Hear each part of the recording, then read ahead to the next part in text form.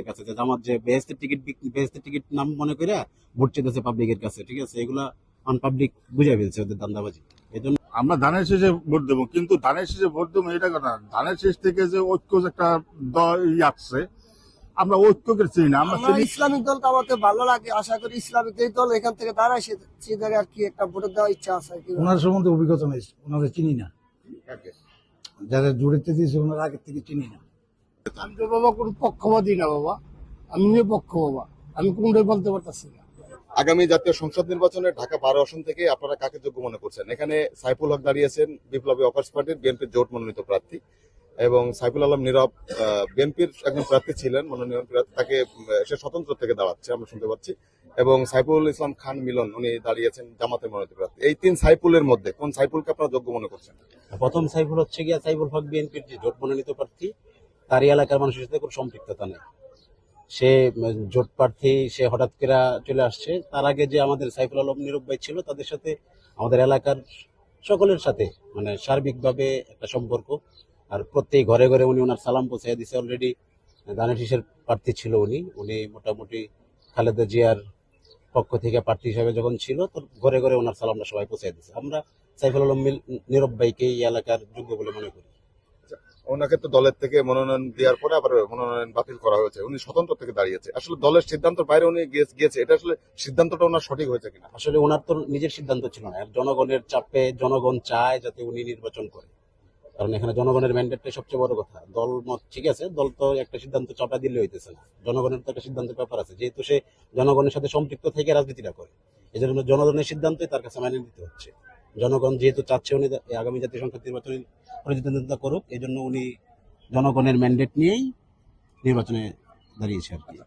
বিএনপির যে জোট থেকে যে মনোনীত প্রার্থী সাইফুল হককে আমরা নিজেরা ব্যক্তিগতভাবে চিনি না, আমরা অনেকেই চিনি না। সাইফুল হকের চেহারা দেখছে এরকম কেউ নেই এই এলাকায়, কোনোদিন হাঁটছে কিনা এটা আমরা জানি না, মানে হাঁটেই নাই আর কি, আমরা নিশ্চয়তা দিয়ে বলতে পারি। তো সাইফুল হককে কেন আমরা নির্বাচিত করবো? নির্বাচিত করলে আমাদের এখানে উপকারটা কি? আমরা যদি বলি যে বেগুনবাড়িতে একটা সমস্যা হয়েছে, সাইফুল হক মনে করেন বেগুনবাড়ি খুঁজতে খুঁজতে গুগল ম্যাপ লাগাবো 2 ঘন্টা, আর সাইফুল আলম নীরব ভাইয়ের কাছে গেলে বেগুনবাড়ির বাই নেম প্রত্যেকটা বাড়িওয়ালার নাম ওনার মুখস্থ, যে কোন বাড়িওয়ালার কাছে গেলে ওই সমস্যার সমাধানটা হইব, ঠিক আছে। উনি এই জন্য আমরা সাইফুল আলম নীরব ভাইকে এলাকার সর্বশ্রেষ্ঠ, এই এলাকার লোকাল সন্তান, সে এলাকার স্থানীয় ছেলে, এই জন্য আমরা সাইফুল আলম নীরব ভাইকে চাই যে সংসদ সদস্য হিসাবে নির্বাচিত হবে। এখানে জামাতের যে ভোটটা বলা হইতেছে, জামাতের প্রার্থীকে আপনি জানেন সাইফুল আলম খান মিলন ভাই, কিন্তু জামাতের প্রার্থীকে অনেকেই জানে না, সাইফুল আলম খান মিলনকে কেউ চিনেও না, ঠিক আছে। আর যে ইসলামিক এই আদর্শ বিক্রি করে যে আগামী নির্বাচন পার হওয়ার যে চিন্তা ভাবনা, জামাত ভোটে যে বেহেস্তের টিকিট বিক্রি করবো, এটা চিন্তা ভাবনা করে আর এই মানুষ সচেতন এখন এগুলো বিশ্বাস করে না। ওনাদের চরিত্রগুলো খোলাস হয়ে গেছে পাবলিকের কাছে, যে জামাত যে বেহেস্তের টিকিট নাম মনে করে ভোট চেয়েছে পাবলিকের কাছে, ঠিক আছে, এগুলা অন পাবলিক বুঝে ফেলছে ওদের দান্দাবাজি। এই জন্য আর আগামী নির্বাচনে জামাতের অস্তিত্ব থাকবে না ইনশাল্লাহ। আর ইতিপূর্বে যতগুলো নির্বাচন হয়েছে, 12টা নির্বাচন হয়েছে, জামাতের কোনো ধরনেরই এই মানে আপনার ভালো ফল কখনোই করতে পারেনি, সবসময় জামানত বাজেয়াপ্ত হয়েছে। আর এই আসনে অবশ্যই জামানত বাজেয়াপ্ত হবে জামাতে। সাইফুল হক তো দলীয় মনোনীত প্রার্থী করছে, সাইফুল হককেই আমরা মনোনীত প্রার্থী হিসেবে বেছে নিব, কারণ দল যাকে মনোনয়ন দেয় তাকে এই দলের হয়ে কাজ করতে হয়, কারণ দলের ঊর্ধ্বে কেউ না, দল নিয়ে এই কাজ করতে হয় সবসময়। দল যাকে মনোনয়ন দিবে তাকে নিয়ে এই কাজ করতে হবে, এটাই চূড়ান্ত সিদ্ধান্ত, কারণ দলের বাইরে যাওয়া এটা সম্ভব নয়। সাইফুল হক হইল জোটের প্রার্থী বিএনপির, আর সাইফুল আলম নীরব হইল স্বতন্ত্র প্রার্থী, আর সাইফুল আলম খান মিলন হলো জামাতের প্রার্থী। সেক্ষেত্রে জনপ্রিয়তা কার বেশি দেখছেন? সবারই জনপ্রিয়তা আছে, এখন ভোটের মাধ্যমে দর্শক যাকে চায় সে জয়যুক্ত হবে। বিএনপিকে সাপোর্ট করি। আর দ্বিতীয়ত হলো এই যে সাইফুল ইসলাম নীরব, এর সাথে আমরা 15-16 বছর জড়িত আছি, এমন একটা লোকের সহজে ছাড়াইয়ে যাওয়া যায় না, যতই যাই কিছু তার সাথে আমরা মিশে গেছি একেবারে। নীরবকে তো বিএনপি থেকে মনোনয়ন দিয়েছিল, এখন জোট থেকে একজনকে দিয়েছে সাইফুল হককে। সেক্ষেত্রে আপনি নীরব তো স্বতন্ত্র প্রার্থী, আপনি কি দলের বাইরে যে কি নীরবকে ভোট দিতে চান? আমরা দলেও থাকতে চাই এবং নীরবকেও, সাইফুল ইসলাম নীরবকেও তো আমরা খুব ভালোবাসি, অন্তর দিয়ে ভালোবাসি। তার সাথে এতদিন ছিলাম, সে আমাদের উপকার করছে, দেখাশোনা করছে, তার পিছিয়ে আমরা ছুটছি সময় অসময়, রাত দিন। দল থেকে যারে দেশে এখন তারে দেখি নাই, তার সাথে আজ পর্যন্ত জীবনে কোনো পরিচয় নাই। হুট করে একটা লোকের সাথে মিশতেও তো অনেক সময় লাগে, অনেক কিছুর ব্যাপার স্যাপার আছে। এখন পর্যন্ত সাইফুল ইসলাম নীরবের সাথে আছি, পরবর্তীতে কি করা যাবে এটা পরে। এটা বিএনপির থেকেই আমরা আশা করি, বিএনপির থেকেই আসবে। কেন আশা করছেন? কারণ এখন এই ভালো পার্টি বলতে এখন বিএনপি আছে এখন এই মুহূর্তে। কেন ভালো একটা বড় শক্তি হিসেবে তো বিএনপি আছে এখন। বাংলাদেশে ছিল তো আওয়ামী লীগ আর বিএনপি, এছাড়া তো আর কেউই ছিল না। তো জামাত তো আমার মনে হয় না আসার সম্ভাবনা আছে, তো বিএনপি মনে হয় আসবে। অনেক আসলে মানুষের নিজস্ব ব্যক্তি মতামত আছে, তো সেই হিসাবে বলতেছে হয়তো বা জামাতকে আর একবার দেখি। বাট জামাত আসলে যে সবকিছু ভালো হয়ে যাবে সেটাও না, কারণ জামাত যেভাবে কথা বলছে যে ক্ষমতায় আসলে 5 ঘন্টা আপনার কর্ম নারীদের জন্য 5 ঘন্টা কর্ম ব্যবস্থা করবে আর বাকিটুকু ছুটি রাখবে, আসলে এটা বাস্তবতার সাথে মিল খায় না। দল যাকে মনোনয়ন দিছে আমরা তারই যোগ্য মনে করি। দল তো অনেক রয়েছে, আপনি কোন দলকে নির্দিষ্ট করে বলছেন? বিএনপি মনোনীত প্রার্থী। তো কেন তাকে আপনারা সমর্থন করছেন? যেহেতু আমরা দল করি তাই আর কি, সেই দলের সিদ্ধান্ত আমাদের সিদ্ধান্ত। বিগত নির্বাচন তেমন হয়নি, যার কারণে আমরা ভোটও দিতে পারিনি। জামাতের দিয়ে দিতে চাই। সাইফুল ইসলাম। জামাত গেলে দেশের জন্য একটু ভালো হবে আর কি, রাজনীতি সবার জন্য একটু ভালো হবে। ভালো দেশের পরিস্থিতি এবং উশৃঙ্খলা সৃষ্টি এগুলা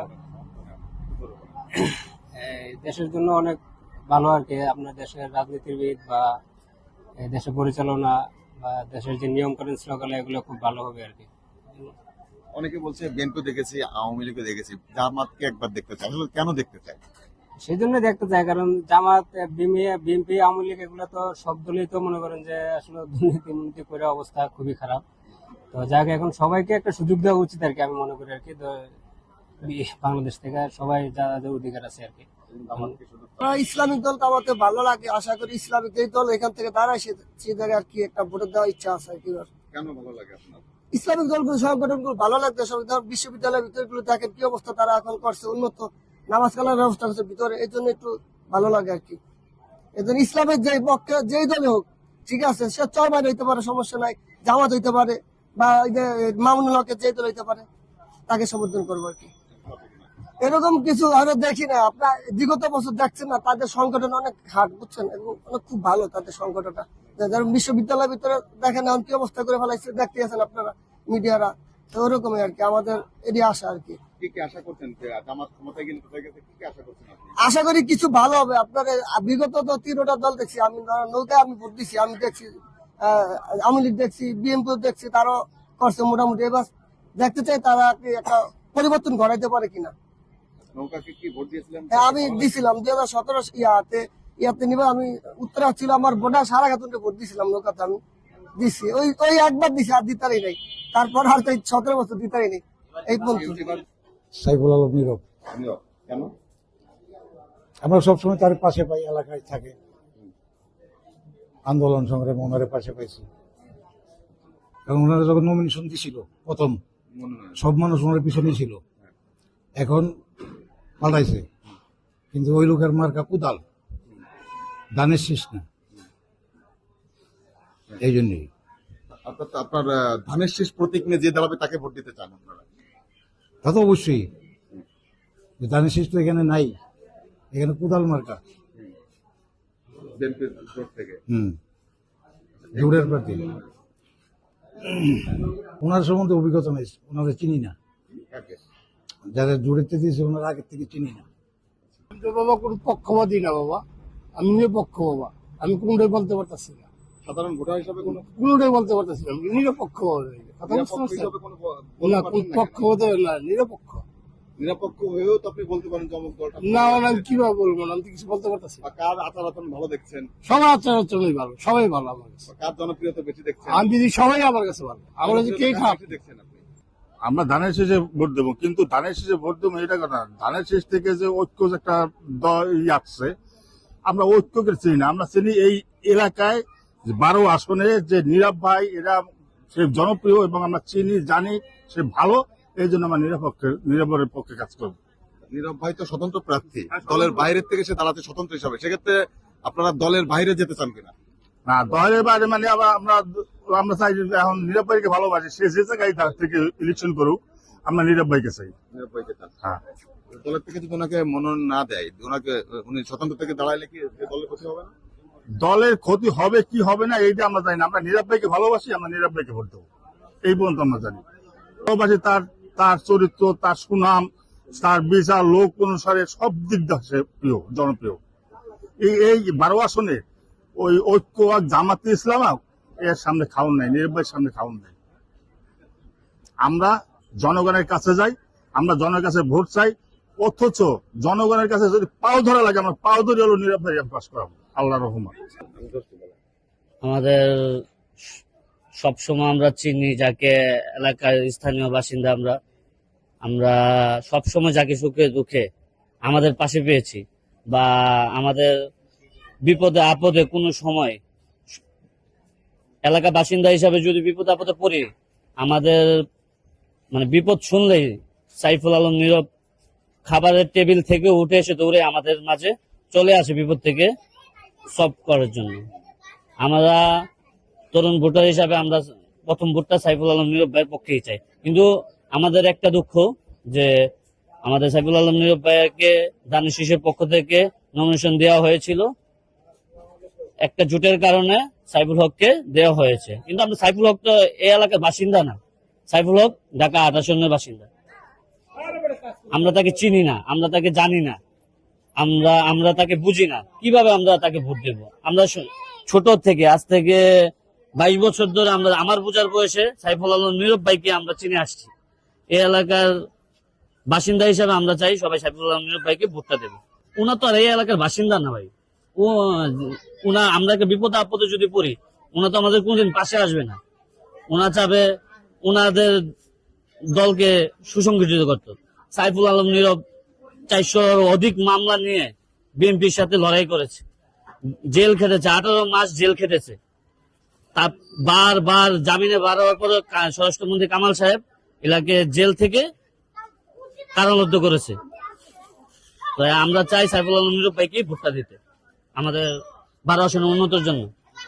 আমি যোগ্য মনে করছি সাইফুল ইসলাম নীরব ভাইকে। নীরব ভাই দুর্দিনে ছিল। তিনি এই আসন থেকে মানুষকে নেতৃত্ব দিয়ে, ঢাকা 12 আসন নেতৃত্ব দিয়ে তিনি আন্দোলন সংগ্রামে সবসময় সামনে ছিল, এবং কি সবসময় তিনি আন্দোলন সংগ্রামের মধ্য দিয়ে ফ্যাসিবাদ হাসিনাকে তিনি পতন ঘটিয়েছেন। এজন্য সাইফুল ইসলাম নীরব ভাইকে আমি যোগ্য মনে করি।